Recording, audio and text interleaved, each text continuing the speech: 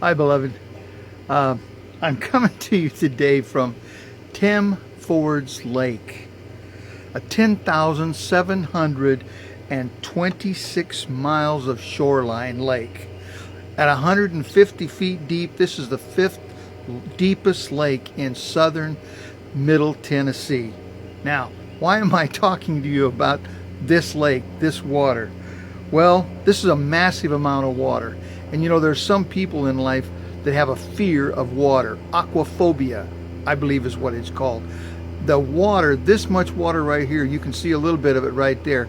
But this lake is huge. And many people probably, there could be people right now that are thinking about this lake, the figures I just gave you, and are scared. There's a fear in them, not a scared, but a fear in them, because they're afraid of water. You know, there's all kinds of fears. There's the fear of snakes, the fear of spiders, the fear of being alone, the fear of being in a crowd, the fear of being having intimacy, the fear of flying. I just heard an airplane fly over. The fear of flying, the fear of being in a hole. I mean, there's fear after fear after fear after fear. I looked online and there was a 100 top fears.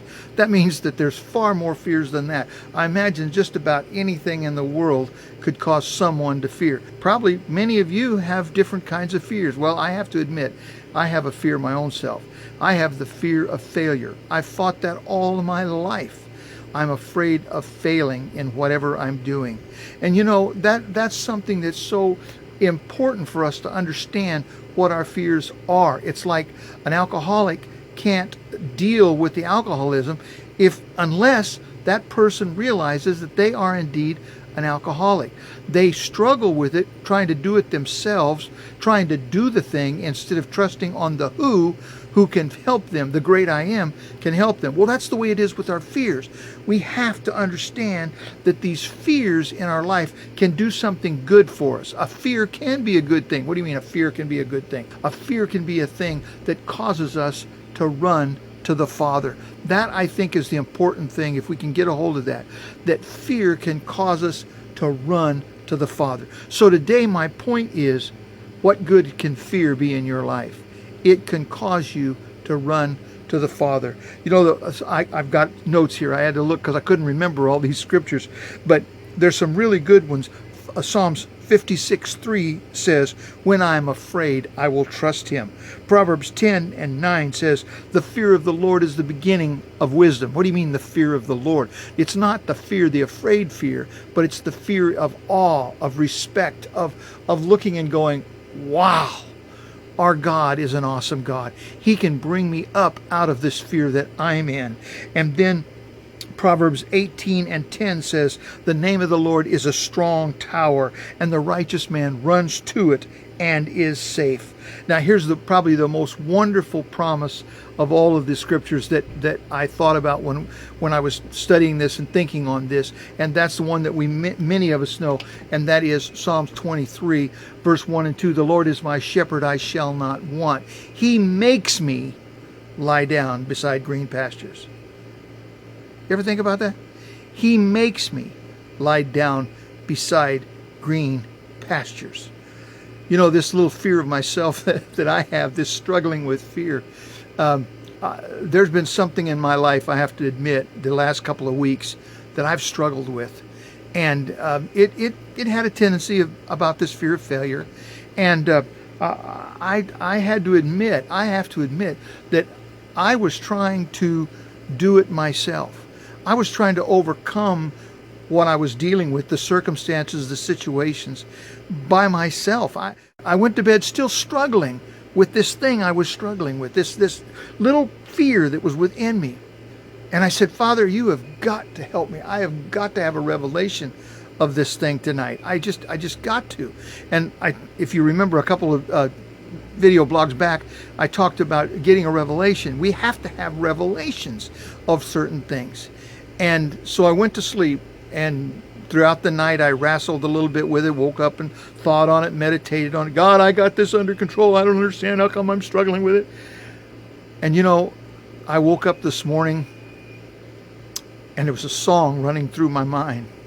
It was just 3 words. It was all it was. The tune was there, but it was 3 words. He leadeth me He leadeth me. He leadeth me. I got up, threw some clothes on, went and got a cup of coffee, sit down, got out my tablet, and sat down and looked on YouTube and found Candy Pearson. And she had this song, He Leadeth Me, on there. He leadeth me, O blessed thought, O words with heavenly comfort fraught. Whate'er I do, where'er I go, still 'tis God's hand that leadeth me. Now you know the rest of the song. Go find it. It's on YouTube. Candy Pearson. It's God's hand that leads us. If we can understand that, I challenge you today. If there's a fear in your life, if there's something you're dealing with today, take it from Keith. Keith knows. I know what it is to struggle with fear. Fear of failure. That's been my turmoil. But I also know that my Father helps me through everything. Everything I've done, everything I've accomplished, it's been through Him, not myself. If I try to do it, then it's me doing it. It's self doing it. And that doesn't win. But the Father, if we follow Him, He will lead us and direct us and bring us through whatever it is that we're struggling with in our life and bring us to that point of victory. This day has been an awesome day for me because I had a revelation. I had a revelation that I know I have that I struggle with, but I know that it's Him that leads me. And I acknowledged that.